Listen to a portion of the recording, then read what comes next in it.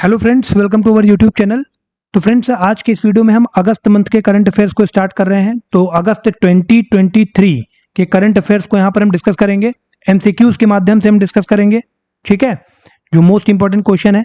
साथ ही साथ जून और जुलाई मंथ का भी अगर कोई इंपॉर्टेंट न्यूज हमसे छूटा है लास्ट वीडियो में, तो उसको यहाँ पर कवर करने का प्रयास किया जाएगा। So let's start.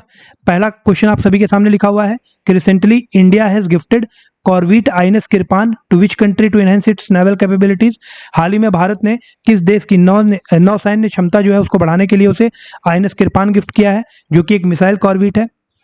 तो फ्रेंड्स, डी ऑप्शन इसका करेक्ट हो जाएगा। हाल ही में इंडिया ने वियतनाम को ये गिफ्ट किया है INS Kirpan to enhance its naval capabilities. INS Kirpan हम कह सकते हैं फ्रेंड्स एक indigenously built Khukri class in service missile corvette है। अगर डिस्प्लेसमेंट कैपेबिलिटी की हम बात करें तो आईएनएस किरपान की जो डिस्प्लेसमेंट कैपेबिलिटी है ये आपकी 1400 टन है। 1400 टन, 1400 टन के जो वारफेयर हैं उनको एक स्थान से दूसरे स्थान पर ले जाने में सक्षम है। फ्रेंड्स, अगर इसके स्पीड की बात करें तो इसकी मैक्सिमम स्पीड है 25 नॉट्स की, ठीक है। इसके अलावा it has wide variety of roles like coastal and offshore patrol, security, surface warfare, anti piracy, humanitarian assistance and disaster relief operations. तो इन सभी में ये सक्षम है। फ्रेंड्स, अगर इंडिया और वियतनाम की हम बात करें तो यहाँ पर इंडिया और वियतनाम इनके बीच में दो डील भी हाल ही में साइन की गई हैं। तो एक डील आपकी है म्यूचुअल लॉजिस्टिक सपोर्ट डील, जो कि इंडिया और वियतनाम के बीच में साइन हुई है। और एक friends India Vietnam joint vision statement for India Vietnam defence partnership towards 2030।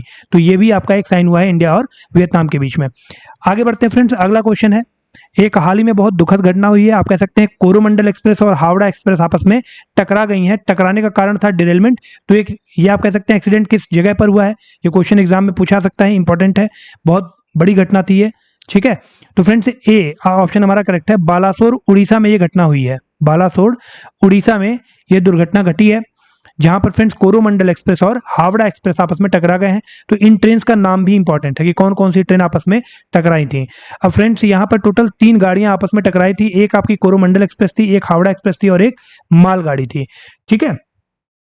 तो डिरेलमेंट हुआ जिसमें आप कह सकते हैं कि 292 लोग मारे गए और 1100 से ज्यादा आप देखेंगे कि घायल हो गए या इंजर्ड हो गए। यहाँ पर फ्रेंड्स, इस घटना के बाद जो इंडियन रेलवे का कवच सिस्टम है ये भी आपका चर्चा में आ गया। जो कवच टेक्नोलॉजी है it is an indigenously developed by RDSO, research development and standard organisation, RDSO के द्वारा ये कवच टेक्नोलॉजी डेवलप की गई है। फ्रेंड्स, इसे आप कह सकते हैं ट्रैफिक कोलिजन अवॉइडेंस सिस्टम के नाम से भी जाना जाता है। ट्रैफिक कोलिजन अवॉइडेंस सिस्टम, ठीक है। इसके अलावा फ्रेंड्स, ये जो ट्रैफिक कोलिजन अवॉइडेंस सिस्टम है इसमें ट्रैक और रेलगाड़ियों पर बहुत सारे इलेक्ट्रॉनिक डिवाइसेस इंस्टॉल किए जाएंगे, जिसमें ये सारे ही आपस में एक दूसरे से कनेक्टेड होंगे। तो अगर कोई भी ट्रेन ट्रैक पर रुकी हुई है, किसी की स्पीड कम करी जा रही है, ज़्यादा करी जा रही है, तो ये जानकारी सभी ट्रेनों को आपस में मिल जाएगी, क्योंकि ये सभी आपस में RFID टेक्नोलॉजी के तहत कनेक्टेड होंगे। रेडियो फ्रिक्वेंसी आइडेंटिफिकेशन टेक्नोलॉजी जो है उसके द्वारा ये आपस में कनेक्टेड होंगे, ठीक है। तो इसलिए कहा जाता है कि ये जो RFID टेक्नोलॉजी पे बेस्ड कवच सिस्टम है हमारा, ये आप कह सकते हैं सेफ्टी इंटीग्रिटी लेवल 4 का सर्टिफाइड टेक्नोलॉजी है, जो कि 10,000 साल में एक बार फेल हो सकता है।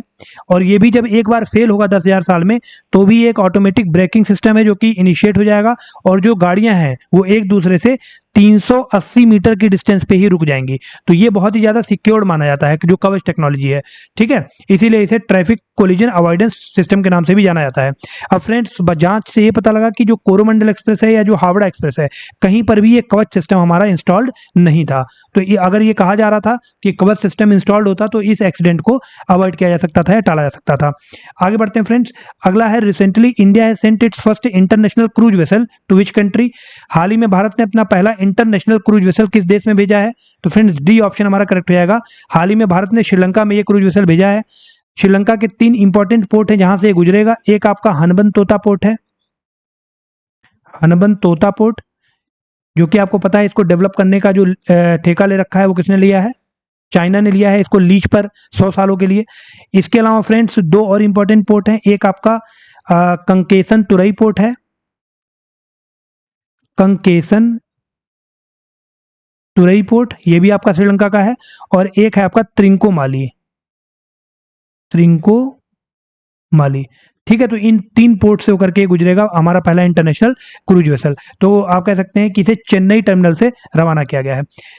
लगभग 17 करोड़ के कॉस्ट पर इसे डेवलप किया जा रहा है। आगे बढ़ते हैं। Recently to whom has the central government approved the allocation of 4G 5G spectrum? 4G 5G spectrum का एलोकेशन किसके लिए अप्रूव किया गया है हाल ही में केंद्र सरकार के द्वारा? तो ए ऑप्शन हमारा करेक्ट हो जाएगा। हाल ही में बीएसएनएल के लिए 4G 5G spectrum allocation approve किया गया है। After getting this, we can say that 4G 5G spectrum allocation, we can say that BSNL will be able to provide many features like Pan India 4G 5G service, Pan India 4G 5G service. इसके अलावा friends जो village area है India का, या फिर हम कह सकते हैं जो अनकवर्ड विलेज हैं 4G से, उनमें 4G कवरेज देगा ये बीएसएनएल। इसके अलावा हम कह सकते हैं it will fixed wireless access service for high speed internet. ठीक है, तो ये सर्विसेज प्रोवाइड करने में एबल हो जाएगा बीएसएनएल। आगे बढ़ते हैं। अगला फ्रेंड्स क्वेश्चन है कि अंजादीप आइलैंड, ये हाल ही में न्यूज में था, तो ये किस राज्य में स्थित है भारत के? तो फ्रेंड्स इसका राइट आंसर हो जाएगा ए ऑप्शन, गोवा। जो अंजादीप है ये आपका गोवा में मौजूद है, ध्यान रखिएगा। ये न्यूज में क्यों था? तो आप देखेंगे फ्रेंड्स अभी कुछ दिन पहले मिनिस्ट्री ऑफ डिफेंस और हम कह सकते हैं कि जो आपका garden rich ship builders limited है, ये आपकी कोलकाता बेस्ड कंपनी है जो शिप बनाने का काम करती है। तो मिनिस्ट्री ऑफ डिफेंस और garden rich ship builders limited के बीच में एक एमओयू साइन हुआ था, जिसके अंतर्गत ये जो garden rich ship builders limited है ये 8 anti submarine warfare shallow water craft develop करेंगे भारत के लिए। ठीक है, ये आप कह सकते हैं मिनिस्ट्री ऑफ डिफेंस या इंडियन नेवी के लिए। अब फ्रेंड्स इसका तीसरा जो शिप है ये हाल ही में कमीशन किया गया है, थर्ड शिप, जिसका नाम था अंजादीप। तो इसे इसी आइलैंड के नाम पर रखा गया है, ध्यान रखिएगा। ठीक है, तो ये क्या है? It is an anti submarine warfare shallow water craft project के तहत इसे डेवलप किया गया है। आगे बढ़ते हैं। Where has the G20 agriculture ministerial meeting has been held recently? हाल ही में G20 एग्रीकल्चर मिनिस्ट्रियल मीटिंग कहां पर आयोजित की गई है? तो सी ऑप्शन हमारा करेक्ट हो जाएगा, हैदराबाद में। ठीक है, और यहीं पर फ्रेंड्स एक इंपॉर्टेंट बिजनेस इंक्यूबेटर लॉन्च किया गया है जिसे न्यूट्री हब बोला जाता है। न्यूट्री हब, जो न्यूट्री हब है ये क्या करेगा? तो we can say that it is designed to help millet startups grow in India. जो मिलेट स्टार्टअप्स हैं इनको ग्रो करने में मदद करेगा। जो भी टेक्नोलॉजी और जो भी सपोर्ट होगा वो ये प्रोवाइड करेगा आपका न्यूट्री हब। ठीक है, तो हैदराबाद में डेवलप किया गया है। आगे बढ़ते हैं। National working plan code 2023, national working plan code 2023 ये इसे हाल ही में रिलीज किया गया है, and which is used for the management of तो global warming, forest, electric vehicle या सोलर एनर्जी। तो नेशनल वर्किंग प्लान कोड 2023 ये किसके लिए लाया गया है? तो हम कह सकते हैं फॉर फॉरेस्ट मैनेजमेंट। ठीक है, ministry of environment, forest and climate change, ministry of environment, forest and climate change के एजिस में काम करेगा। इसके अलावा friends it is released on the occasion of the world day to combat desertification and drought. जो world day हमारा मनाया जाता है to combat desertification and drought, वो आपका मनाया जाता है 17 जून को। तो इसी दिन ये रिलीज किया गया है national working plan code 2023। Friends अगर हम बात करें world day to combat desertification and drought, तो ये आपका 17 जून को होता है। इसकी थीम क्या थी इस बार? तो इस बार इसकी थीम थी हर लैंड हर राइट, हर लैंड हर राइट, ये इसकी थीम थी। ठीक है, आगे बढ़ते हैं। What was the theme of 9th international yoga day? 21 जून को मनाया जाता है, तो 9वां इंटरनेशनल योगा डे था, उसकी थीम थी योगा फॉर वसुधैव कुटुंबकम। सी ऑप्शन हमारा बिल्कुल करेक्ट हो जाएगा। ठीक है, यूनाइटेड नेशंस के द्वारा जो आपका इंटरनेशनल योगा डे है वो ऑर्गेनाइज किया जाता है हर साल 21 जून को। इसके बाद friends recently which state has proposed to construct 30 metre high doctor Kalaignar pen monument in Bay of Bengal? हाल ही में किस स्टेट ने डॉक्टर कलेगनार पेन मॉन्यूमेंट बनाने की बात की है जो कि 30 मीटर ऊंचा है बे ऑफ बंगाल में? तो वेस्ट बंगाल, आंध्र प्रदेश, उड़ीसा, तमिलनाडु। तो यहाँ पर फ्रेंड्स डी ऑप्शन हमारा करेक्ट हो जाएगा। हाल ही में तमिलनाडु ने डॉक्टर कलेगनार पेन मॉन्यूमेंट बनाने की बात की है। ठीक है फ्रेंड्स, अब ये इसका जो एरिया है डॉक्टर कलेगनार पेन मॉन्यूमेंट, ये टोटल 8,551 स्क्वायर मीटर के एरिया में डेवलप किया जाएगा। 30 मीटर ये ऊंचा होगा। इसके अलावा फ्रेंड्स इस प्रोजेक्ट में टोटल एक आपका पेन मॉन्यूमेंट होगा इस तरह से। ठीक है, और उसके साथ ये आपका बीच एरिया है जहां पर ओशियन है, और ये आपका लैंड एरिया है। तो आप कह सकते हैं इस पेन मॉन्यूमेंट को कनेक्ट किया जाएगा जो नियर बाय कोस्टल लैंड होगा उससे, और बीच में एक लैटिस ब्रिज बनाया जाएगा ठीक है, टोटल 8,551 स्क्वायर किलोमीटर के एरिया में डेवलप किया जाएगा। समुद्र के ऊपर ये जो ब्रिज होगा इसकी लंबाई होगी 360 मीटर की और लैंड के ऊपर इसकी लंबाई होगी 290 मीटर की। इसके अलावा जो ब्रिज है इसकी चौड़ाई होगी 7 मीटर की, ध्यान रखिएगा। ठीक है, तमिलनाडु के द्वारा ये डेवलप किया जा रहा है। आगे बढ़ते हैं। रिसेंटली जुले लद्दाख, ये एक आउटरीच प्रोग्राम है which is conducted by which organisation to provide और to increase awareness about services in Ladakh. Ladakh में सर्विसेज के लिए अवेयरनेस इंप्रूव बढ़ाने के लिए जुले लद्दाख कैंपेन या एक आउटरीच प्रोग्राम कंडक्ट किया गया, किसके द्वारा? तो हम कह सकते हैं फ्रेंड्स, सी ऑप्शन हमारा करेक्ट हो जाएगा। इंडियन नेवी के द्वारा हम कह सकते हैं कि लद्दाख में सर्विसेज की अवेयरनेस फैलाने के लिए इंडियन नेवी के द्वारा ये जुले लद्दाख आउटरीच प्रोग्राम कंडक्ट किया गया है। जुले लद्दाख का मतलब होता है हेलो लद्दाख। ठीक है, आगे बढ़ते हैं। Nutri garden project, nutri garden project was launched by prime minister Narendra Modi in which of the following given state और यूनियन टेरिटरी। हाल ही में मोदी जी ने न्यूट्री गार्डन प्रोजेक्ट कहां पर लॉन्च किया है? तो फ्रेंड्स ए ऑप्शन हमारा करेक्ट हो जाएगा, लक्षद्वीप में। हाल ही में लक्षद्वीप में प्रधानमंत्री जी ने न्यूट्री गार्डन प्रोजेक्ट लॉन्च किया गया है and this initiative has shown how enthusiastic the people of Lakshadweep are about learning and adopting new things और new technologies. So this was launched as a result of development objective of self reliant. ठीक है, ध्यान रखिएगा, जो self reliant India का objective है इसके तहत इसे डेवलप किया गया है न्यूट्री गार्डन प्रोजेक्ट और ये लॉन्च किया गया है लक्षद्वीप से। आगे बढ़ते हैं friends. Recently prime minister Narendra Modi made his first official state visit and 6th visit to which of the following given country. हाल ही में मोदी जी का पहला ऑफिशियल विजिट, जो कि छठा विजिट था उस देश में, और पहला ऑफिशियल विजिट था, तो वो देश कौन सा है? America, Canada, Australia, Japan. तो फ्रेंड ध्यान रखिएगा, हाल ही में मोदी जी ने अमेरिका में अपना छठा विजिट किया है, जो कि उनका पहला ऑफिशियल स्टेट विजिट था अमेरिका में, ध्यान रखिएगा। ठीक है, यहाँ पर we can say that after this visit PM Modi became the first Indian prime minister to address the joint session of the US Congress for the second time. इसके अलावा फ्रेंड्स मोदी जी ने यहाँ पर कुछ बड़े आप कह सकते हैं इंडस्ट्रियल या फिर जो आपके उद्योगपति हैं उनसे मुलाकात की है। जैसे अगर हम एप्पल के सीईओ की बात करें तो टिम कुक एप्पल के सीईओ हैं, उनसे मुलाकात की। इसके अलावा फ्रेंड्स गूगल के जो सीईओ हैं वो आपके हैं सुंदर पिचाई, इनसे मुलाकात की।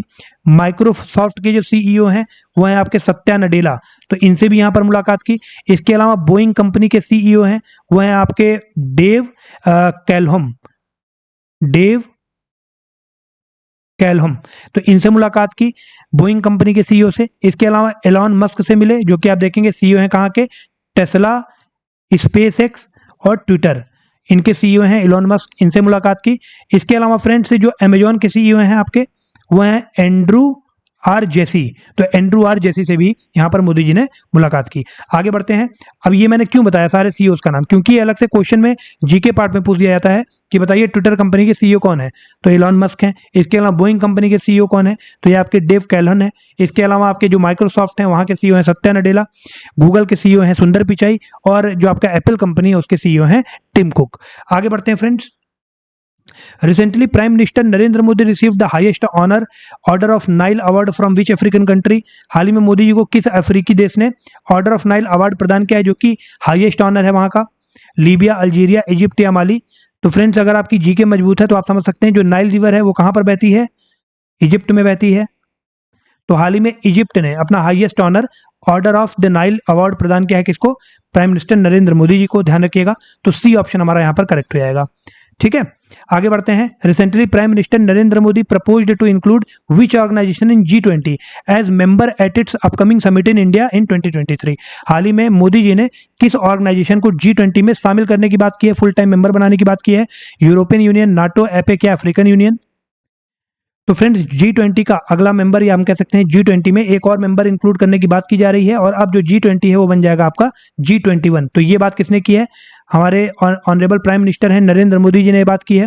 अब ये जो अगला मेंबर है, या आप कह सकते हैं जो 21वां मेंबर है वो कौन होगा? वो होगा आपका अफ्रीकन यूनियन। तो डी ऑप्शन हमारा करेक्ट हो जाएगा। G20 में पहले आपके 19 कंट्रीज थी और एक आपका था यूरोपियन यूनियन, इसके बाद अब एक और ऐड किया जा रहा है जो कि है आपका अफ्रीकन यूनियन। तो डी ऑप्शन हमारा यहाँ पर करेक्ट हो जाएगा। आगे बढ़ते हैं। Recently the king of which country visited India for the first time? हाल ही में किस देश के राजा ने भारत में अपना पहला विजिट किया है? कंबोडिया, भूटान, नेपाल या पपुआ न्यू गिनिया? तो फ्रेंड ध्यान रखिएगा, ए ऑप्शन यहाँ पर हमारा करेक्ट हो जाएगा। हाल ही में कंबोडिया के जो किंग है उन्होंने भारत में अपना पहला विजिट किया है। अब यहाँ पर फ्रेंड जो कंबोडिया है ये 3 कंट्रीज से घिरा हुआ है, ध्यान रखिएगा। एक है आपका लाओस, एक है आपका थाईलैंड और एक है आपका वियतनाम। तो Vietnam, Laos, Thailand 3 bordering countries हैं कंबोडिया की। इसके अलावा कंबोडिया की जो कैपिटल है वो है आपकी नोम पेन, ठीक है। यहाँ के जो प्राइम मिनिस्टर है वो आपके हुन सेन और जो किंग है वो आपके नोरोडोम सिहामुनी, नोरोडोम सिहामुनी, ठीक है। तो इनकी अभी पहली विजिट हुई है भारत के अंतर्गत, नोरोडोम सिहामुनी की, जो कि पहली विजिट थी भारत के अंतर्गत। कंबोडिया की ये राजा हैं। इसके अलावा फ्रेंड्स कंबोडिया में कुछ भारत के रिस्टोरेशन और आर्कियोलॉजिकल वर्क्स भी चल रहे हैं। जैसे आप देखेंगे अंगकोर वॉट, जो अंगकोर वॉट टेम्पल है ये आपका कंबोडिया में मौजूद है और गिनीज बुक ऑफ वर्ल्ड के अकॉर्डिंग आप देखेंगे वहां पर रिकॉर्ड दर्ज है कि ये पूरे वर्ल्ड का सबसे बड़ा रिलीजियस स्ट्रक्चर है Angkor Wat, and it is dedicated to lord Vishnu. Vishnu भगवान का टेम्पल है अंगकोर वाट का, बहुत बड़ा टेम्पल है कंबोडिया के अंतर्गत, ठीक है। अगला क्वेश्चन देख लेते हैं friends. Recently which country hosted the biggest air exercise air defender of NATO Nations. NATO Nations का जो सबसे बड़ा एयर एक्सरसाइज है एयर डिफेंडर, ये हाल ही में किस कंट्री ने होस्ट किया है? तो अमेरिका, जर्मनी, ऑस्ट्रिया, फ्रांस। तो फ्रेंड बी ऑप्शन हमारा यहाँ पर करेक्ट रहेगा। हाल ही में एयर डिफेंडर जो नाटो नेशंस का बिगेस्ट एयर एक्सरसाइज है ये जर्मनी ने होस्ट किया है। आगे बढ़ते हैं। India recently decided to buy 31 MQ-9B drones predator from which country? Australia, Israel, Japan या अमेरिका। तो हाल ही में इंडिया ने 31 MQ-9B ड्रोन्स खरीदने की बात की है, कहां से? तो डी ऑप्शन हमारा करेक्ट हो जाएगा। हाल ही में इंडिया ने अमेरिका से 31 MQ-9B ड्रोन प्रेडेटर खरीदने की बात की है। अब फ्रेंड्स ये जो MQ-9B ड्रोन्स हैं दे आर हाई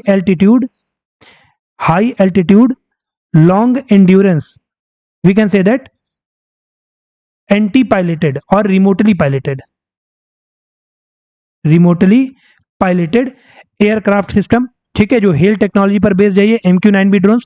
इसका एक सेगमेंट है उसे द सी गार्जियन भी कहते हैं, द सी गार्जियन। ये आपका मैरीटाइम MQ-9B ड्रोन है, द सी गार्डियन, ठीक है। Recently a devastating cyclone Bipar जो है originated in which of the following region of the world. हाल ही में बिपर जो है कहां पर ओरिजिनेट हुआ है, जो कि एक सुपर साइक्लोन था। तो फ्रेंड्स सी ऑप्शन इसका करेक्ट हो जाएगा। हाल ही में अरेबियन सी में आपका एक बहुत ही डिवास्टेटिंग साइक्लोन आया था बिपर जो है, जिसने गुजरात को बहुत ज्यादा इफेक्ट किया था, इंडियन स्टेट ऑफ गुजरात। इसके अलावा फ्रेंड जो बिपर जो का नामकरण है ये बांग्लादेश ने किया है। बिपर जो है एक बंगाली वर्ड है जिसका अर्थ होता है डिजास्टर या कैलेमिटी, ठीक है। आगे बढ़ते हैं। अगला है recently which country hosted multinational joint exercise x Khan quest 2023। Multilateral joint exercise है आपका multinational joint exercise x Khan quest 2023। इसका होस्ट किसने किया है हाल ही में? तो मंगोलिया, चाइना, थाईलैंड या इंडोनेशिया। ए ऑप्शन हमारा करेक्ट रहेगा। हाल ही में मंगोलिया ने इसे होस्ट किया है। और फ्रेंड ध्यान रखिएगा ये आपका किस लिए कराया जाता है? तो जो कंट्रीज हैं उन्हें यूएन जो पीस कीपिंग मिशन हैं उनके लिए तैयार करने के लिए ये एक्सरसाइज कंडक्ट की जाती है। आगे बढ़ते हैं जो कि आज का लास्ट क्वेश्चन है। Recently China inks deal to set nuclear plant in which of the following nation. हाल ही में चाइना ने किस देश के साथ एक समझौता या डील किया है न्यूक्लियर प्लांट बनाने का? तो फ्रेंड्स बी ऑप्शन हमारा करेक्ट हो जाएगा। हाल ही में चाइना और पाकिस्तान के बीच में एक डील साइन हुआ है जिसके अनुसार चाइना पाकिस्तान में एक न्यूक्लियर प्लांट डेवलप करेगा। ओके फ्रेंड्स, तो अगर वीडियो आप देख रहे हैं तो वीडियो को लाइक और शेयर जरूर किया करें। अगर फ्रेंड्स अभी तक आपने चैनल को सब्सक्राइब नहीं किया है तो चैनल को सब्सक्राइब भी कर लें और बेल आइकन को प्रेस कर लें। Thank you so much for participating in this session.